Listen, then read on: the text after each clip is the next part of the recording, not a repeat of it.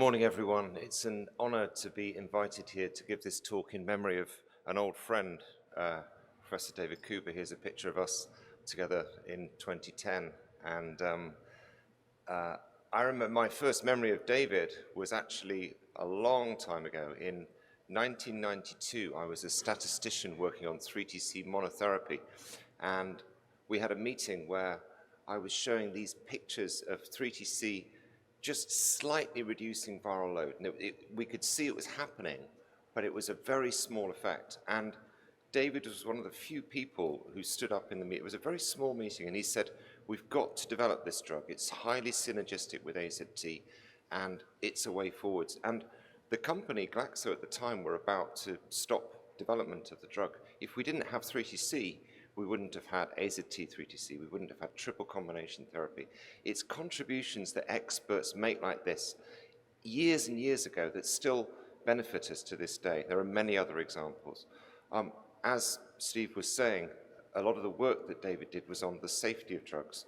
And if we look at integrase inhibitors, we've had a lot of twists and turns along the road trying to understand how these drugs might have safety issues. We've had 3 false alarms: immune reconstitution syndrome, neural tube defects, and central nervous system adverse events, where we thought there was a problem, and then it turned out it was an issue with the methodology and the cohort studies. So first of all, in 2017, reports from the Dutch Athena cohort and the French DAT-AIDS cohort suggested that dolutegravir would increase the risk of immune reconstitution syndrome, and actually, in a randomized study, reality, there was no difference. And then we had CNS and suicidality. There were reports of people taking dolutegravir at a higher risk of suicide. And again, a systematic review meta-analysis showed no difference between dolutegravir and other treatments. And then finally, the dreaded neural tube defect issue, which really affected access for dolutegravir in women. Reports from Botswana, from Rebecca Zash's Sepamo cohort, suggesting this higher risk of neural tube defects. Again, longer-term systematic reviews, research in other cohort studies, expanded follow-up showed no increased risk. So, and these are the original results. So what we're really left with now with integrase inhibitors is this issue of weight gain, lipid elevations, hyperglycemia, hypertension, a whole hierarchy going from the least serious to the most serious implications, going up to diabetes, stroke, and myocardial infarction. This is a very complex area, and I'm just going to show you a slide that we presented 5 years ago in 2019 with a possible explanation for what's driving weight gain.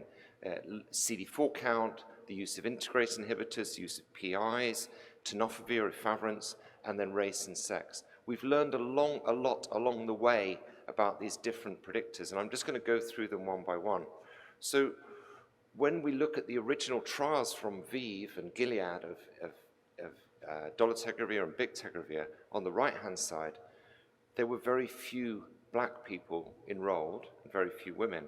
Most people were Caucasians. In the global HIV epidemic, 42% of people living with HIV are black females, 30% are black males. And it's only when we looked at these populations that we saw what was going on. So the ADVANCE trial, I was the statistician on the ADVANCE trial, which started in 2017, and we had 1,500 treatment-naive people given either TAF-FTC dolutegravir, TDF-FTC dolutegravir, or TDF-FTC efavirenz. Now, at the time, efavirenz was the standard of care in South Africa. But after 1 year of running this study, there were these reports coming through of extreme weight gain. Over time, some women doubled their body weight. Some people were going to above 140 kilograms. And we had a meeting of the Data Safety Monitoring Board where they nearly stopped the study. The weight gain was so extreme. What was driving this? Because the ADVANCE study was run in South Africa, we had people with low CD4 count, we had women, black people, we had the use of efavirenz, tenofovir. We could look at all the different predictors of weight gain. First of all, other studies have shown that women tend to gain more weight and black people tend to gain more weight. This is data from the United States from a cohort study showing the women in blue and the men in red, and a greater weight gain among women than men. Also, black people taking different treatments tend to gain more weight than Hispanics or non-Hispanic white people. When we looked at the longer-term data from ADVANCE out to 4 years, you can see how much weight was going on. So we saw that the females gaining an average of 10 kilograms. I used to go to conferences, and I just used to bring a bag weighing 10 kilograms, and I would pass it around the audience, and I'd say, this is the average weight that people would put on. And people would be holding this bag and just passing it from person to person. It was a lot of body weight. We also saw a higher risk of clinical obesity for people taking TAF FTC dolutegravir versus TDF FTC efavirenz or TDF FTC dolutegravir. And this carried on getting worse over time. When we looked at DEXA scans and we looked at body composition, we saw that part of this weight gain was not just lean mass, it was trunk fat. So you can see particularly in the women taking TAF FTC dolutegravir, we got this rise in central adiposity and trunk fat. And if you put the clinical obesity together with hyperlipidemia, hypertension, hyperglycemia, and you have metabolic syndrome, this clinical obesity then led to a higher risk of metabolic syndrome for people taking TAF FTC dolutegravir, and that was 20% of women developing metabolic syndrome over 4 years compared to 10% taking efavirenz. If we looked at hypertension, we also saw greater risks. So we looked in South Africa at people who were developing hypertension and then being treated. In South Africa, they're very strict about starting antihypertensive drugs as soon as hypertension develops, a blood pressure of greater than 140 over 90. And we saw more new hypertension for people taking TAF FTC dolutegravir. So we've got this whole mix of things. We've got high lipids, obesity, hypertension.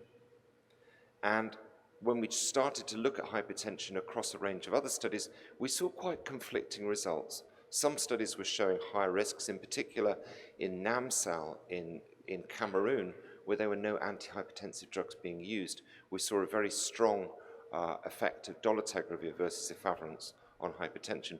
Other studies, though, didn't see this difference. But what we need to remember is ViiV, when they were developing dolutegravir, they didn't measure body weight and blood pressure during most of the studies. So we don't have the result from ViiV about the risk of hypertension from most of their clinical trials. And we're relying on these independent studies for the best measure. When we then looked at adverse infant outcomes. Let's look at the effect of efavirenz then. So it's not necessarily dolutegravir raising the body weight. It might be efavirenz lowering the body weight. And this is something we found out during the course of the study. So we looked at the genotype as a marker of efavirenz drug levels, and we found that people who had a CYP2B6 genotype, which was indicative of not metabolizing the drug effectively. They were called slow metabolizers. These are people who had high concentrations of efavirenz. And those people, sorry, I'm just going to take you through this. The people who are slow metabolizers, and they're in the light blue at the bottom, they actually gained very little body weight during the course of the study.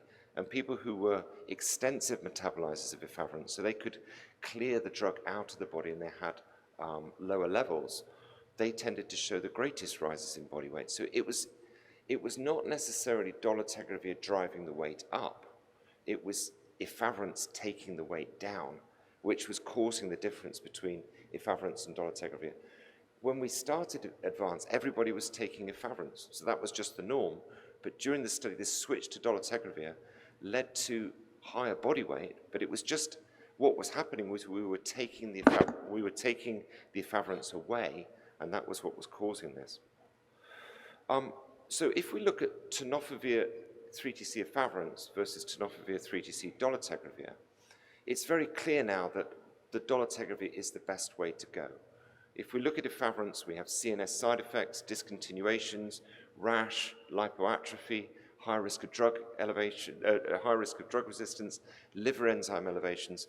With dolutegravir, we do get this higher body weight, but at the same time, we get fewer CNS adverse events, a low risk of rash.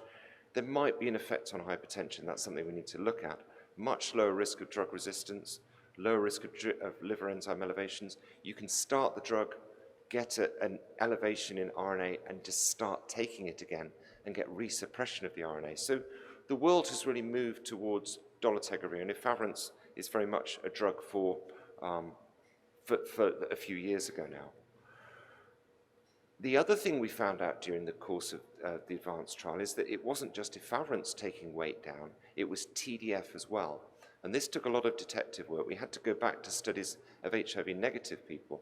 So Gilead ran a large study of all of their trials, and they found that people taking TAF had greater rises in weight than people taking TDF.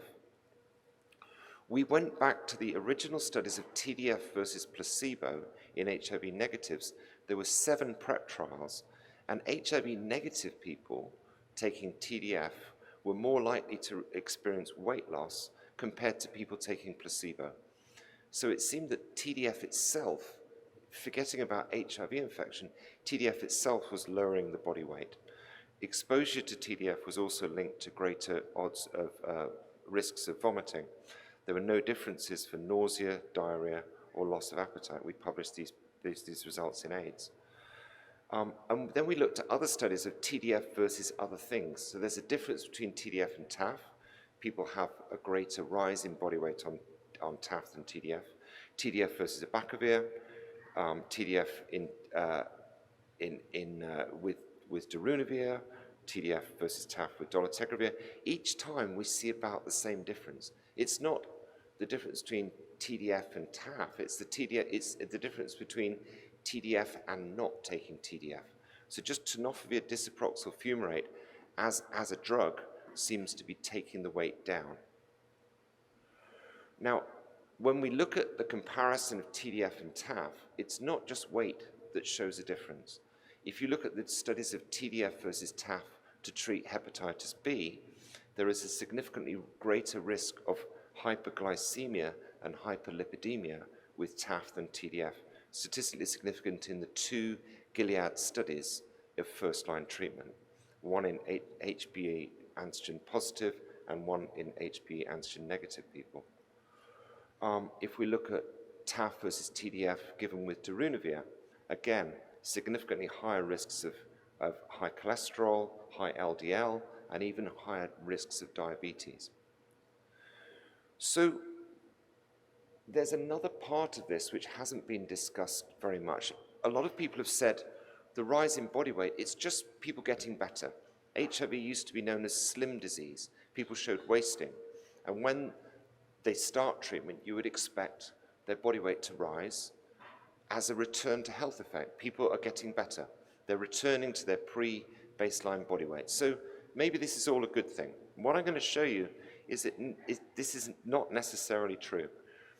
We have this new issue of HIV-related weight gain, where the lower the CD4 count at starting treatment, the higher the risk of weight gain elevations in the future. So if I just show you this on a graph, imagine somebody has been infected with HIV for 5 years, and during that time, you do get a loss in body weight, particularly for people who show lower CD4 counts. So people's body weight falls, they then start HIV treatment, and their body weight rises again. And a lot of people feel happy when they have returned to their pre-baseline body weight. They feel that they've got better. What we're seeing now in the advanced studies and other studies is overshoot. The weight keeps on rising.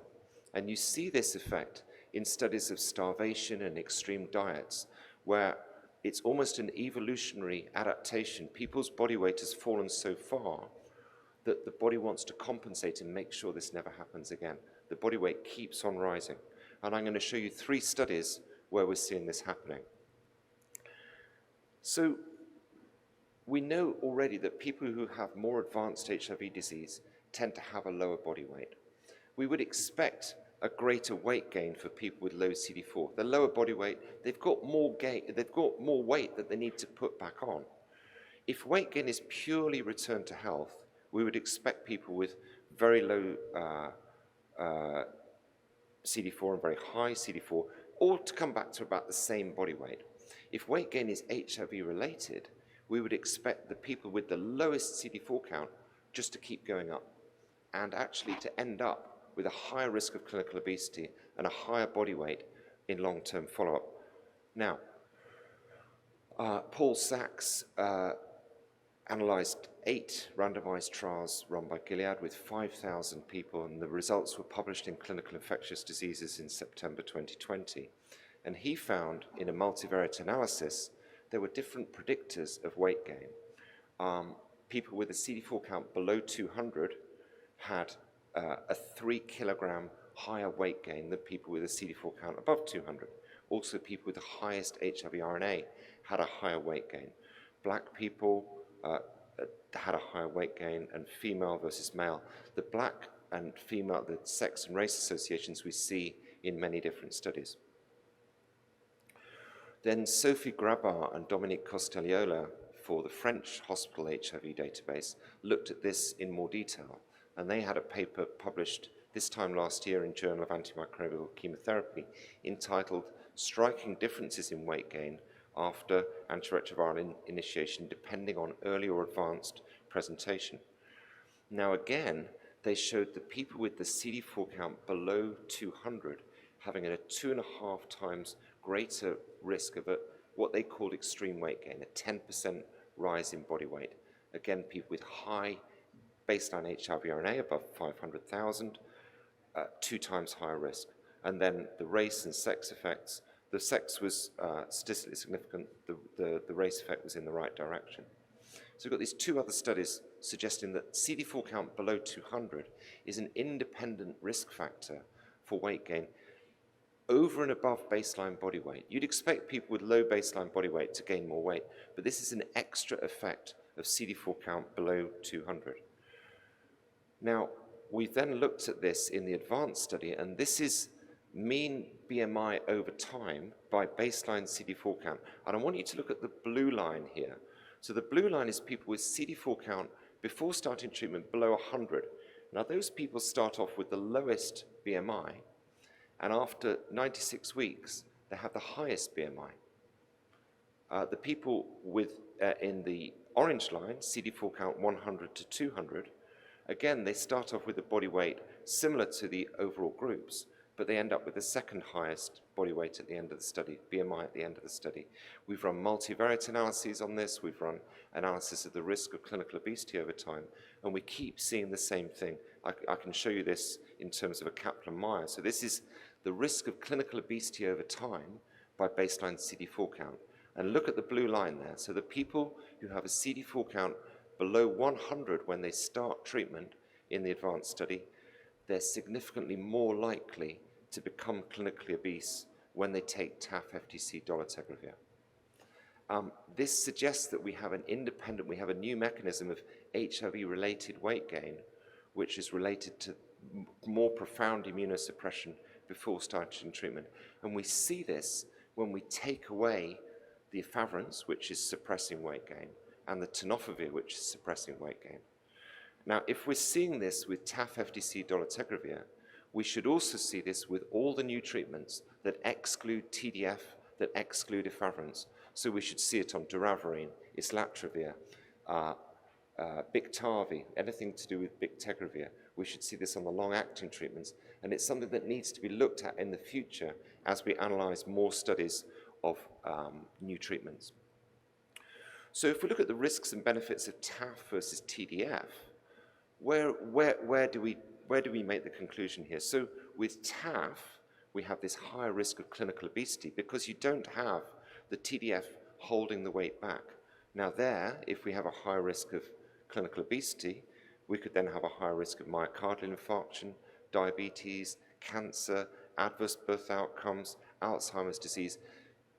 clinical obesity itself is a bad thing to have. Then if we look at just at adverse maternal outcomes, if people go on to TAF with bictegravir or with dolutegravir, and women long-term become clinically obese, look at all the different things that can happen. This is a systematic review of the risk of preterm delivery, gestational hypertension, diabetes, preeclampsia, cesarean section. All of these adverse outcomes are more likely for people who get, women who become obese during treatment. And then looking at the infants, large for gestational age, macrosomia, neonatal death, stillbirth, all associated with clinical obesity in the mother. We need to prevent the mothers from becoming obese to make sure the outcomes are better for both the mothers at birth and the children. So the other side of this coin is, well, if we use TDF, we have these effects on bone mineral density and renal markers. What about the risk of bone fractures? What about the risk of renal failure? So we've done 2 large systematic reviews and meta-analyses.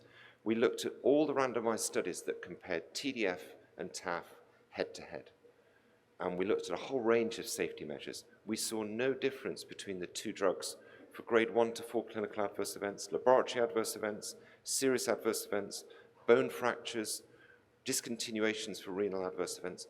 What you see with TAF versus TDF is a very small difference in bone mineral density and a very small difference in creatinine clearance. It's statistically significant, but it doesn't seem to be clinically significant. It doesn't actually lead to significantly higher risks of adverse outcomes in the long term in randomized studies.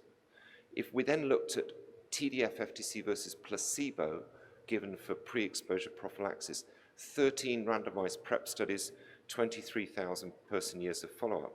Again, so this is Truvada versus placebo. No difference in bone fractures, serious adverse events, grade 3, 4 adverse events. The only difference was in very minor grade 1 or grade 2 elevations in creatinine. So if we look at drivers of clinical obesity, what we're seeing now is that the TDF is taking the weight down, the efavirenz is taking the weight down, women are getting greater rises in body weight, black people are getting greater rises in body weight. We're not using efavirenz so much anymore, but with the low CD4 and high RNA, we have this issue of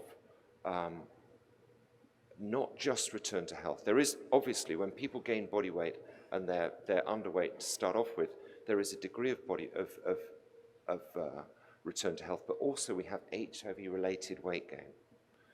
Now, what do you do about all this? I'll tell you a little story. Diet and exercise. So I did a bike tour through Spain. I cycled for almost 1,000 kilometers across Spain. It's called the Camino de Santiago on a mountain bike. That's me crossing a river. And how much weight did I lose after 950 kilometers? The answer is 1 kilogram. Because when you increase your diet, when you increase your exercise, you also increase your diet. Lots of studies done on this where people can do lots of exercise, but they increase their diet and they don't lose it. I lost 1 kilogram after 1,000 kilometers of cycling. So this is the diet in Spain of octopus and potatoes, which yeah, it was very nice. So you can do diet, you can try diet and exercise. Lots of studies showing that can have results, but not necessarily. Also, you can change antiretrovirals. You can change from TAF to TDF. At the end of the advanced study, we ran what's called a characterized study, and we switched people from TAF-FTC to TDF-FTC with dolutegravir. And we showed on the left-hand side for the women who switched from TAF to TDF, significant falls in body weight, and at the same time we showed significant improvements in cholesterol, LDL, fasting glucose, HbA1c, with maintained virological suppression. That's one thing you can do. You could also look at anti-obesity drugs. Now, there's lots of news about these GLP-1 antagonists, and I've just produced this little table with how much they reduce body weight. So you've got tirzepatide, semaglutide, topiramate, and then you've got TDF-FTC at the bottom. You can see changing antiretrovirals has a very small effect on body weight, only 3%. Using these new GLP-1 antagonists, you could reduce the body weight by a great deal. These drugs are fundamentally very cheap to make, and there would be a separate presentation about access to anti-obesity medications. This could be done in the future, and the fight that we've had over access to antiretrovirals, in the future we might have to have the same fight about access to anti-obesity drugs. So just to start finishing off, weight gain is most severe for black women, but these are 42% of the worldwide HIV epidemic, and we really need to keep looking at this issue. The use of tenofovir or efavirenz appear to suppress weight gain. People with low CD4 counts and advanced HIV disease seem to be at higher risk of weight gain and clinical obesity.